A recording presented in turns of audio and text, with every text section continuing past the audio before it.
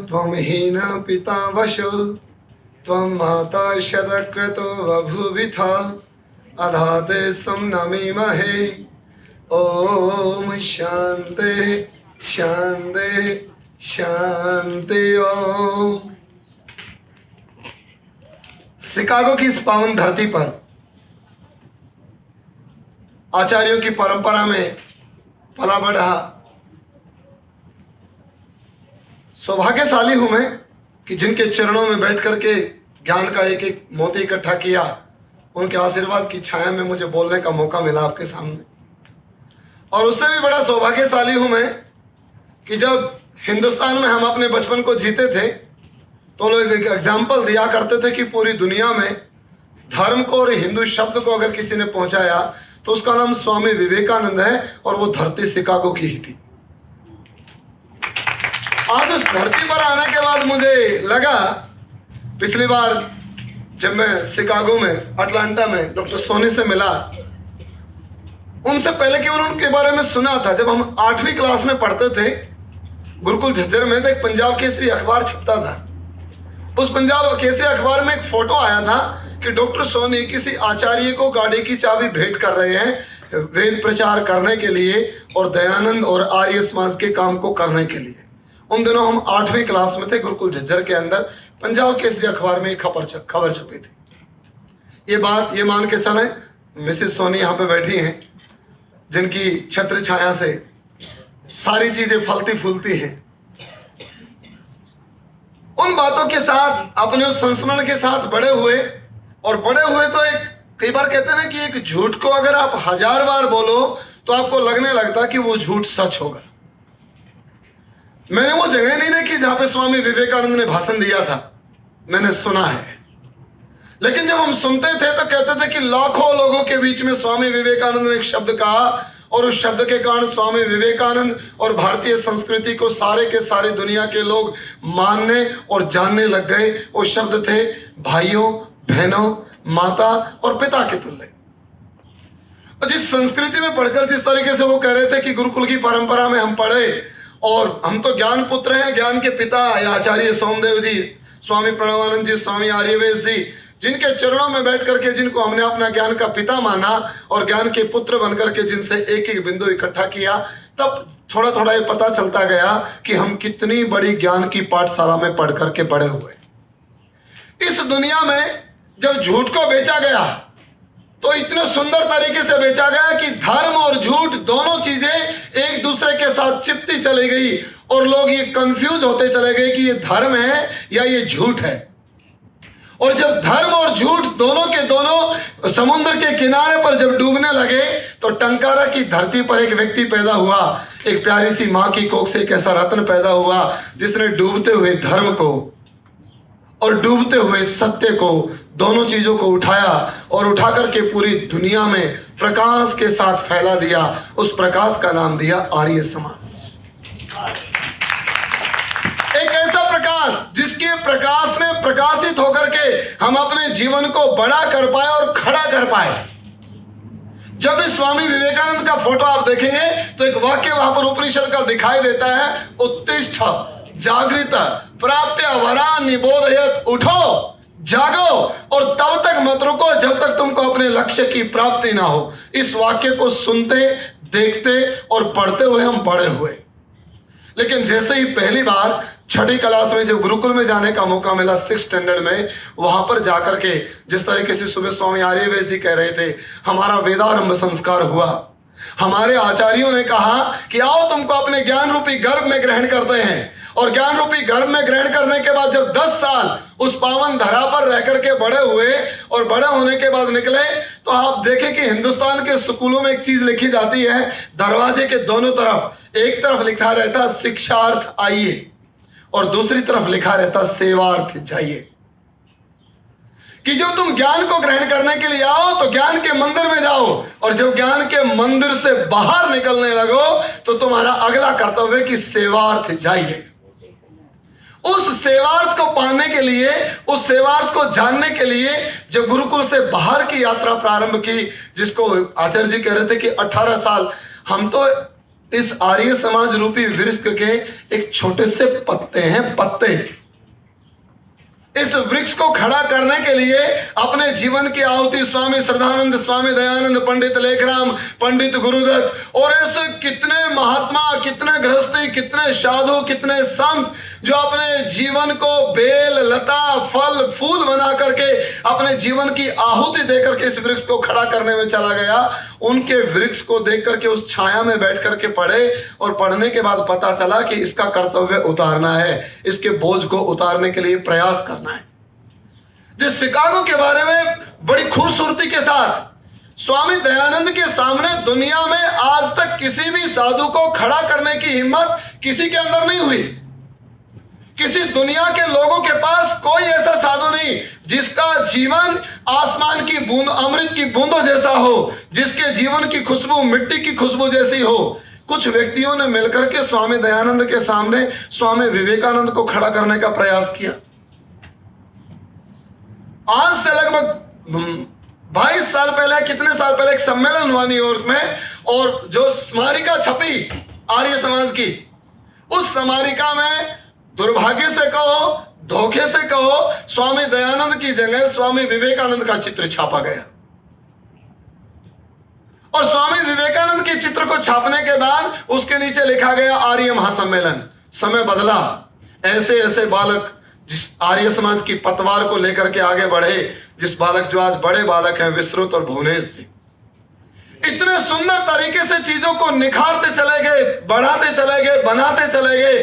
और इनको निखारने के पीछे, बनाने के और बढ़ाने के पीछे डॉक्टर सुखदेव सोनी, देव महाजन और ऐसी कितनी पंडित रामलाल जैसी आत्माएं जो आज अदृश्य रूप में हैं, जो दृश्य रूप में नहीं है, जिन्होंने अपना सब कुछ देने की कोशिश की। अब आते हैं, जब मैं स्वामी दयानंद के सामने स्वामी विवेकानंद को खड़ा देखता हूं तो मुझे लगता है या तो मेरी नजरें छोटी हो गई है कि मुझको मेरा दयानंद छोटा दिखने लगा है, या उन लोगों की नजरें ज्यादा बड़ी हो गई हैं जिन लोगों को यह लगता है कि हम स्वामी विवेकानंद के चित्र को, चरित्र को दयानंद के चित्र और चरित्र से ऊंचा बना सकते हैं। ऐसा कभी नहीं होगा। हम स्वामी ओमानंद जी के साथ एक गांव में उनके साथ प्रचार करने के लिए गए, तो वो लेक्चर दे रहे थे, हम तो उनके सेवक थे। वो बड़े प्रशंसा के साथ स्वामी विवेकानंद के बारे में कह रहे थे। उस गांव का रहने वाला एक सामान्य से पढ़ा लिखा व्यक्ति खड़ा होकर के कहता है, स्वामी जी मुझे आपसे एक बात कहनी है। स्वामी जी ने कहा पहले पूरा कर लो, उसके बाद में आप कहना। और बाद में वो कहने लगा, जिस विवेकानंद जी के बारे में आप कह रहे हैं स्वामी जी, उसने अपने किताब में लिखा कि मांस खाना चाहिए। उससे पहले मुझे नहीं पता था, क्योंकि मैंने दयानंद को पढ़ने का प्रयास किया, जानने का प्रयास किया, सुनने का प्रयास किया, थोड़ा बहुत सुनाने का प्रयास किया। उस दिन पहली बार मुझे पता लगा कि जिस साधु को हम आइकॉन मानते हैं, अगर वो अपनी किताब में इस तरह की बातें लिख सकता है, वो साधु हो सकता है लेकिन ऋषि नहीं हो सकता है। स्वामी दयानंद का नाम जब भी लिया जाएगा तो बड़ी पवित्रता और धार्मिकता और नैतिकता के साथ ऋषिवर देव दयानंद लिखा जाएगा, लेकिन जब भी स्वामी विवेकानंद लिखा जाएगा तो ऋषि और महर्षि विवेकानंद कभी नहीं लिखा जाएगा। क्योंकि दयानंद का जीवन और दयानंद का दर्शन किसी भी पेज को उठा करके देखोगे तो ऐसा लगेगा जैसे सोने के अक्षरों में मंढा गया है। लेकिन जब भी मैं दूसरे साधु का चित्र उठा करके देखता हूं, मैं यहां पर विवेकानंद को छोटा करने और दयानंद को बड़ा करने नहीं आया हूं। मैं इस धरती पर इसलिए आया हूं कि जब भी दुनिया में, इस देश की, दुनिया के सबसे शक्तिशाली देश जिसको शिकागो की धरती पर खड़े हुए हैं, जहां भी कोई भी व्यक्ति आता है तो वो स्वामी विवेकानंद के स्थल को देखने के लिए जाता है। और मैं सौभाग्य मानता हूं कि विवेकानंद ने दुनिया के दर्शन को एक नई परिभाषा दी, एक नया शब्द दिया, हिंदू दर्शन दिया। लेकिन मैं एक बात मानता हूं, हम इतने यहां पर बैठे हैं, विवेकानंद तो एक बार आए और आकर के चले गए। अपनी सुगंध, अपनी खुशबू जो छोड़ सकते थे उन्होंने छोड़ने का प्रयास किया। लेकिन डॉक्टर सोनी जैसे व्यक्ति जिन्होंने अपना जीवन इस तरह पर खपा दिया, ऐसे कितने जिनको मैं नाम से नहीं जानता हूं, आए मिलकर के हम दयानंद के दर्शन को इतना बड़ा करें कि हमारे जाने के बाद जब कोई दोबारा से और दुनिया का कोई भी व्यक्ति जब शिकागो को देखने के लिए आए तो वो कम से कम विवेकानंद को देखने के बाद मेरे आर्य समाज परिसर तक जरूर पहुंचे। जिस विद्यालय में रहकर के मैंने पीएचडी की है, वहां पर स्वामी दयानंद की इतनी विशाल प्रतिमा है कि जो अननोन व्यक्ति भी उस विश्वविद्यालय के अंदर घुसेगा, चाहे वो मेरे धर्म का मानने वाला है या नहीं, जानने वाला है या नहीं। लेकिन जैसे ही दयानंद के चित्र को देखता है, उस प्रतिमा को देखता है, तो बरबस ये जानने के लिए उसके मन के अंदर ये प्रश्न उठता है कि ये कौन है। आओ मिलकर के एक ऐसी स्थापना करें, एक ऐसा दयानंद बनाए इस धरती पर कि हमारे जाने के बाद हम हो या ना हो, हमारी कहानी हो या ना हो, लेकिन दयानंद वेद का वाक्य लेकर के कि कुर्वन्नेवा अधिकारस्त कुर्वन्नेवे कर्माणि जिसी विषय छतम समा, जिस तरीके से कल डॉक्टर सोनी के लिए प्रार्थना की कि जब वो 100 साल के होंगे तो हम चतुर्वेद पारायण करेंगे। आए हम एक प्रार्थना और करें, और ये सौभाग्य है कि परमात्मा ने उनको इतना सक्षम बनाया है। जिस गुरुकुल में रहकर मैं मूर्ति पूजा में विश्वास नहीं करते हैं, लेकिन मूर्ति को देख करके हम अपने आप को ये मानते हैं कि मेरा देव, मेरा दयानंद, मेरा ऋषि, मेरा महर्षि कितना ऊंचा रहा होगा, जिसके जाने के बावजूद भी हम जैसे कितने अच्छे अच्छे व्यक्ति और कितने आप जैसों का जीवन और कितने आने वाली पीढ़ियां। उस छोटी सी बेटी को देख करके मैं सोच रहा था कि आर्य समाज अगले 100 साल तक उस आर्य समाज को कोई प्रश्न, कोई टेंशन नहीं है। छोटी छोटी बेटी, छोटे छोटे बालकों को देख करके मुझे लग रहा था कि आर्य समाज का भविष्य कम से कम 100 साल और बचेगा।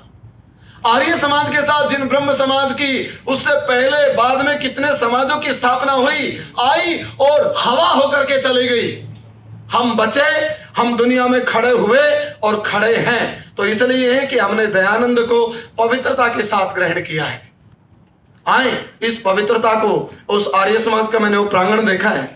हम आचार्य वेद शर्मी जी के घर पे थे, वो इतना बड़ा प्रांगण है कि उस प्रांगण में अगर इतनी बड़ी एक भव्य प्रतिमा लगे, जिस तरीके से महर्षि दयानंद विश्वविद्यालय में गुरुकुल झज्जर के मुख्य द्वार पर हमने उस प्रतिमा को देखा है, तो हमारे जाने के बाद कोई कहानी कहने वाला बचे या ना बचे, लेकिन उस प्रतिमा को देख करके उस कहानी को जानने वाले लोग हमेशा इस धरा पर रहेंगे।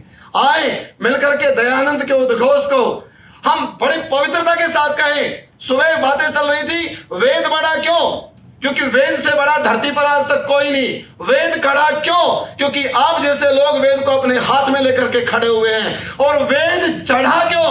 क्योंकि दयानंद, श्रद्धानंद, लेखराम, पंडित गुरुदत्त, जाने कितने व्यक्ति उसकी आहुति बनकर के उस ज्योति को जलाने के लिए अपने आप में स्वाह होकर के चले गए। आए दयानंद के दर्शन को लोगों तक लेकर के पहुंचे, लोगों की आत्मा में घुसने का प्रयास करें। दयानंद को बड़ा हम कर सकते थे, लेकिन रही बात वो सुबह कुछ कारणों की जिस कारण बड़ा नहीं कर पाए। और जिन लोगों ने हमसे बात जो किसी साधु को लेकर के आए और हमें लगने लगा कि वो साधु हमसे बड़ा हो गया। अब जो कोई बंबई में जब उतरते हैं हवाई जहाज से, तो गेटवे ऑफ इंडिया के सामने 2 मूर्तियां हैं, एक छत्रपति शिवाजी की और एक स्वामी विवेकानंद की, गेटवे ऑफ इंडिया मुंबई में। और उसी मुंबई में महर्षि दयानंद ने आर्य समाज की स्थापना की, और स्थापना होने के इतने वर्षों बावजूद भी हमको दयानंद का ऐसा चरित्र लोगों के सामने खड़ा नहीं कर पाए कि हमारे ना होने पर वो चरित्र अपनी कहानी खुद कह सके। आए शिकागो की इस धरती पर एक प्रण लेकर के जाएं कि जब भी इस आने वाले समय में कोई आदमी विवेकानंद को जानने का प्रयास करेगा, हम अपने दयानंद को इतनी खूबसूरती के साथ लेकर के जाएंगे कि वहां खड़ा होकर के कोई व्यक्ति पूछे कि इसके बाद देखने का क्या है, कि इसके बाद देखने का एक इससे भी बड़ा गुरु, एक इससे भी बड़ा साधु, एक इससे भी बड़ी आत्मा, एक इससे भी बड़ा वेद का जानने वाला, एक इससे भी बड़ा वेद को देने वाला दयानंद है। आओ उसके मंदिर में जाकर के दयानंद के दर्शन करके आए। और अंतिम की कुछ पंक्तियां मेरे उस गुरुवर के प्रति, कि बिक गई है धरती, कि बिक गई है धरती, कहीं गगन बिक ना जाए, कि बिक गई है धरती, कहीं गगन बिक ना जाए, बिक रहा है पानी, कहीं पवन बिक ना जाए, बिक रहा है पानी, कहीं पवन बिक ना जाए। और बिक गई है मानवता, अरे कहीं मानव बिक ना जाए। ऐ दयानंद आ धरा पर लौटकर, कहीं इस धरती पर वेद फिर से बिक ना जाए, कहीं वेद फिर से बिक ना जाए। ओम शांति।